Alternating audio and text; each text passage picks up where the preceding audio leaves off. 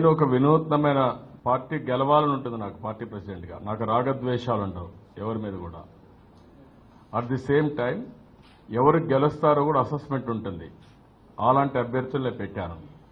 ఒక్కొక్కసారి నా ఎక్స్పెక్టేషన్స్ కంటే ఒకరిద్దరి పైన చెడ్డ పేరు ఉండొచ్చు ప్రజల్లో. ఈ సమాచారం నాకు వచ్చిన తర్వాత నేను 100% ఫుల్ ప్రూఫ్గా నిర్ణయిస్తాను. ఇంకా నేను ఓపెన్గా పెట్టచ్చు, కానీ ఓపెన్గా పెడితే కొన్ని ప్రాబ్లమ్స్ వస్తాయి, అందుకే నేను పెట్టాను. దాన్ని ఏం చేశానంటే నేను జీపీఎస్ ద్వారా చేశాం.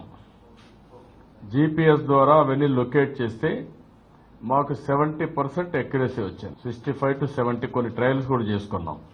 65-70% ఎక్యురసీ వస్తూ ఉంది ఆ జీపీఎస్లో లొకేషన్. వాళ్ళు కూడా కొంతమంది టెస్ట్ చేసుకుని యాడ్స్కు అవి ఇచ్చుకున్న వాళ్ళు ఉన్నారు. అలాంటి నెంబర్లు అన్నీ ఉన్నాయి మన దగ్గర. మూడోది ఏంటంటే దీన్ని ఆపరేట్ చేసేవాళ్ళు IVRS 20% ఏమన్నారు. మేము కార్యకర్తలు నేను చేస్తున్నాం. ఇప్పుడు 3 నెలల నుంచి 4 నెలల నుంచి చేస్తున్నాను. ఎవ్రీ మంత్ ఒక మెసేజ్ పోతుంది. 6 లక్షల మంది నేను ఇస్తున్నా. వాళ్ళ దగ్గర నుంచి ఒపీనియన్ గ్యాదర్ చేస్తున్నా. అయితే వాళ్ళు ఇచ్చింది మాత్రం మనకు 20% రెస్పాన్స్ వస్తూ ఉంది. కొంతమంది ఫస్ట్ కోసం చెప్తున్నారు, కొంతమంది రెండో కోసం చెప్పడం లేదు, కొంతమంది బిగినర్లు డ్రాప్ అయిపోతారు, ఇవన్నీ ఉన్నాయి. అందుకే ఎడ్యుకేషన్ చేస్తున్నా. అతనికి అర్థం కావడం లేదు. అందుకని ఇప్పుడు ఎడ్యుకేషన్ చేస్తే సక్సెస్ రేట్ పెరుగుతుంది. సక్సెస్ రేట్ పెరిగితే ఎక్కువ మంది ఒపీనియన్లు వస్తాయి. దీని అందుకనే టీవీలో కూడా వేస్తున్నా. మా ఫోన్ వస్తాను వాడు ఆపేయకుండా ఎవరో చేశారులే అని కాకుండా నా ఫోన్ కోసం వెయిట్ చేయాలి. తెలుగుదేశం పార్టీ అధ్యక్షుడు ఫోన్ చేస్తున్నాడు, మనం చెప్పాలి. మనం కూడా మన ఓటేయడం ఎంత ముఖ్యమో అభ్యర్థి ఎంపిక కూడా అంత ముఖ్యం. కాబట్టి చెప్తే బాగుంటుందని ఉద్దేశంతో పెడుతున్నా.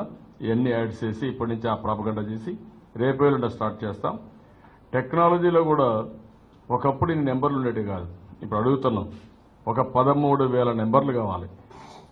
13,000 లైన్స్ తీసుకొని ఇవన్నీ కూడా ఒక వారంలో ఆపరేట్ చేయాలనుకోవడం టాటాకు చెప్పాం.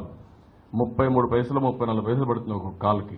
కాస్ట్లీ అఫేర్ కూడా, కానీ తప్పదు. మంచి అభ్యర్థులు కావాలంటే ఇవన్నీ అకౌంట్సే కాబట్టి తప్పదు. మంచి అభ్యర్థులు పబ్లిక్ని అడుగుతున్నా. ఓటు ఇవ్వాలి, నోటు వేయాలి, మీకు ఎవరు కావాలో మీ పేరు చెప్పాలి. 3 బాధ్యతలు. ఇప్పుడు మీ అభ్యర్థిని మీరే ఎంపిక చేసుకోండి. మీ ఊరు, మీ అభ్యర్థి, మీ ఇష్టం, నాకు ఇష్టం.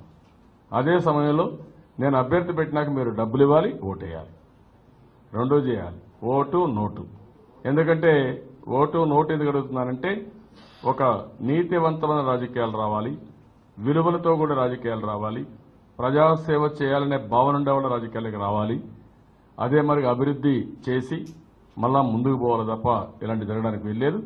ఇది రాబోయే రోజులు అన్ని రాజకీయ పార్టీలు కూడా శ్రీకారం చుడతారు. మీకు అది గుర్తుపెట్టుకోండి. ఎవరికి తప్పదు. ఇంకా భారతదేశ చరిత్రలో ఇది మొదటి ప్రయోగం. అభ్యర్థుల్ని ప్రజలే ఎంపిక చేసుకునే విధానం.